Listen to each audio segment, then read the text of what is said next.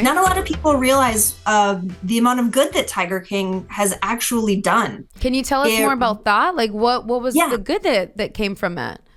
So starting off in season 1, first of all, it just opened the public's eyes to the fact that this industry exists in the first place. Right. A lot of people didn't realize that big cat cub petting was a thing. And then it also showed people who is behind it. These are the yahoos that are behind this industry. And so it gave a lot of people pause. And it really helped to tank the industry and to reduce the demand for big cat cub petting in general. It also raised the profile of the villains, which had upsides and downsides, but ultimately it has led to their downfalls. Great. Because PETA was able to leverage that notoriety, and every time we got a complaint or photos of cruelty and neglect happening at their roadside zoos, we were able to get international headlines. And that led to a number of these places being shut down. And it also led to the passage of the Big Cat Public Safety Act a couple of years later. Again, because it raised the profile of this issue. And this was a bill that had been working its way through Congress for nearly a decade. Wow. And thanks in large part to Tiger King and also to Carol Baskin, who lobbied for it for years. Big cat cub petting is now illegal in the United States. That's so amazing. Tiger King has made a massive impact. Justina just wanted to sing a song for us. I don't really know all of it. I just know Carol Baskin. Here, Carol Baskin killed her husband, whacked him. Can't convince me that it didn't happen. Fed him to the tigers, then they snacking. What's happening? Carol Baskin. Did that really happen? Did she really feed her husband to the tigers? Because I heard that song. I was like, what's going on? I don't know if I could handle this show. There's like a lot happening. But that goes to show that good publicity, bad publicity, something's gonna happen. Because now awareness is taking place, which is a great point. I didn't think about it like that, but they thought they were going to be celebrities, and we're like, no, you're not a celebrity. You were a psychopath.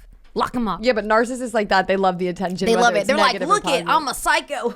And you're like, no, get out of here. Not something to be proud of. Doc, sit down. Sit your fucking ass down, Joe Exotic. That's like Joe Exotic. I was trying to remember his name. Like, it really was a phenomenon, but I'm glad people started to care. Why don't you share with us what Big Cat Rescue is and why that place has the status of a accredited facility for animals to be rescued and go to? Yeah, so Big Cat Rescue was a sanctuary for large and exotic cats. It was based in Tampa, Florida, and it was accredited by the Global Federation of Animal Sanctuaries, which is the gold standard accrediting body for true sanctuaries around the world. Its member sanctuaries never buy, sell, or breed animals. They provide animals with lifetime care, and the standards for these places, the animal welfare standards, are top of the line. It's really wonderful, and I visited Big Cat Rescue a number of times. I've been there. In the past year, Carol and her husband Howard have retired, and the animals at Big Cat Sanctuary were transferred to the Turpentine Creek Wildlife Refuge in Eureka Springs, Arkansas, also GFAS accredited, and it's wonderful. And so now all the Big Cat Rescue cats are still receiving excellent care, but in Arkansas. Nice. So why don't you tell us about a specific rescue, maybe a specific animal? Let's hear some of their names, and I need some positive rescues. Yeah. Okay, who do you want to hear about? Do you want to hear about a bear or a chimpanzee? I want to hear about a bear. We never tiger? talk about bears. Bears, I feel I love bears. I want to hear about them all. Yeah. Okay. But definitely bear. Settle in. Okay. No, let's talk about a bear named Dylan. Oh. Dylan lived at a sportsman's club in Pennsylvania. What's that? Like a club for people who hunt. Oh my God. Okay. Yeah. So there was a restaurant on site, and there was a shooting range right next to Dylan's enclosure. And so he wasn't able to hibernate because there were people shooting guns constantly. and they fed him restaurant scraps. And so he was morbidly obese. His enclosure was so small. He was like kind of happy. He was like, I got my crack food. Yeah. Don't condone this. I don't condone this, but he was probably excited. He was like, I like those rice and beans and Sit down and let her finish. So he is an Asiatic black bear, and he weighed 3.5 times the average weight of a male Asiatic black bear. He was so obese that his stomach dragged on the floor. Oh no. It was really difficult for him to move, and he had severe dental disease. Oh no. You could actually, and he'd had it for years. The USDA had documented it. It was so severe that there was a hole that had rotted through his gums as a result of the infection and decay.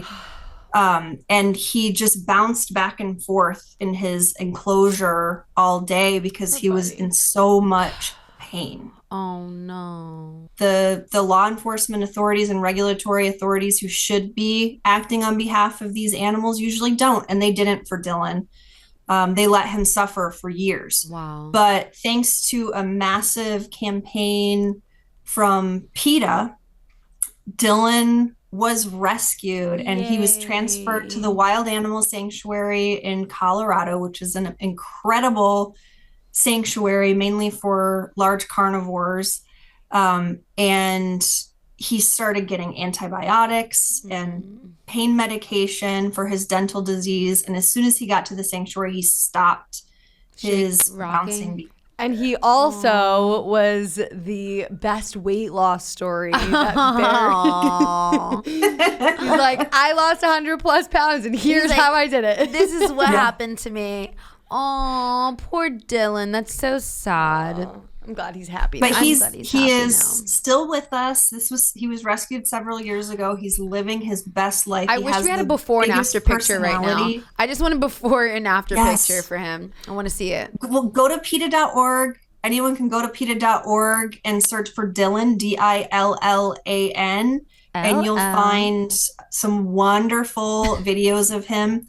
But the sanctuary built him a special pool that he could walk into, because the above ground pools that they use, he couldn't get his stomach over it when he tried to climb in. Bless his heart. But so now he's got the best summer bottle around. He's got abs now. Ready for the pool.